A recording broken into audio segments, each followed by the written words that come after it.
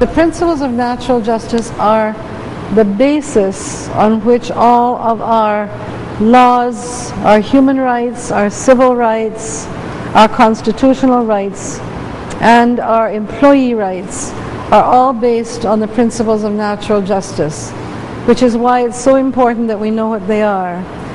And as we go through these, I want you to think of the employees that report to you, and I also want you to think of people in your family, especially people that are younger than you and people that you are in a position of authority over for some reason in the family. Because we get authority and we get power from different things, as we've noticed. So think of both of those as we go through, because when we have problems in terms of civil unrest, and when we have problems in relation to industrial action, it's almost always because of the principles of natural justice have been breached.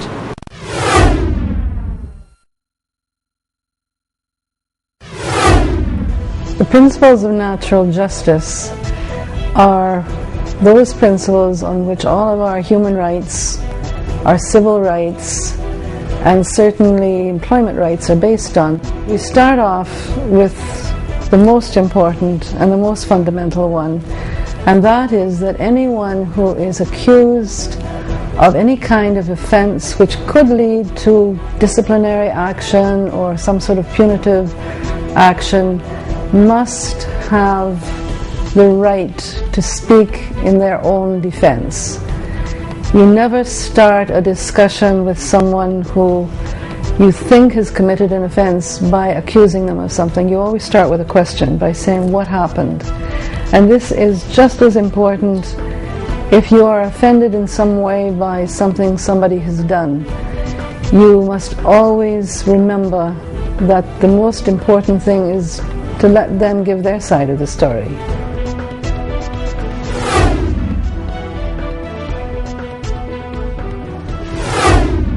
There have to be certain processes that have to be respected in order to ensure what you call the integrity of the process. First of all, people have to know what they're being accused of. And one of the things that came out of a recent controversy about the Integrity Commission, I don't know if you remember, is that the Integrity Commission has either had the power or taken the power to go to somebody, to go into their house, to look at their records, to go into their office, and they haven't told the person what they're looking for or what they're accused of.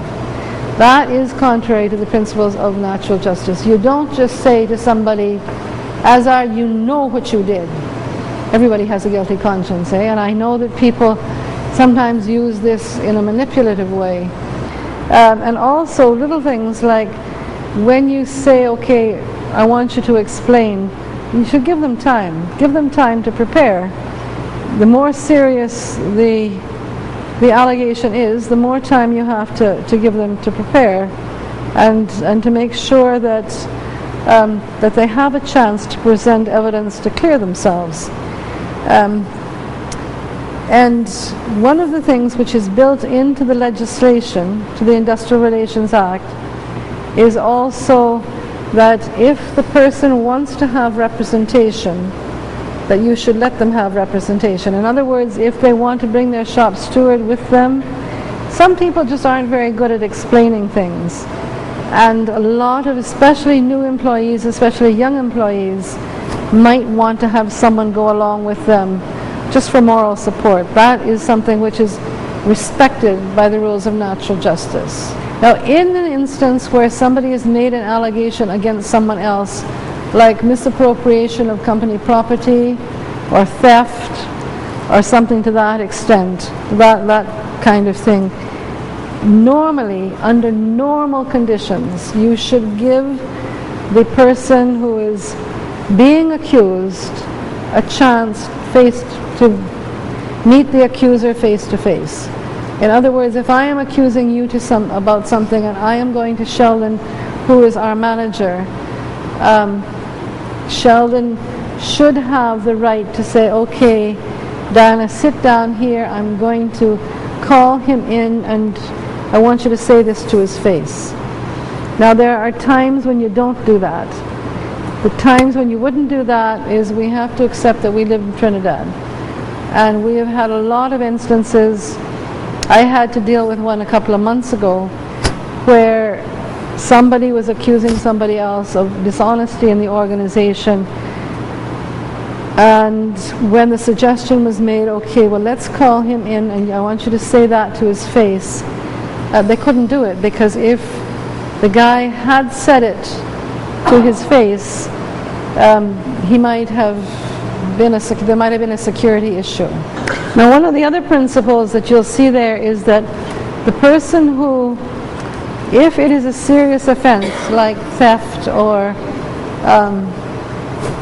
lack of confidentiality, telling company's business to a competitor, if you are the one who is making the accusation, you should not be the one who does the inquiry or who is the one who is going to make the final decision. Think about it in a domestic situation. If one brother, his older brother is accusing younger brother of having done something, why should they mess up his bicycle, ruin his car, whatever? Why should he not be the one to make the inquiry? Yeah, because he could be biased and emotion gets in the way.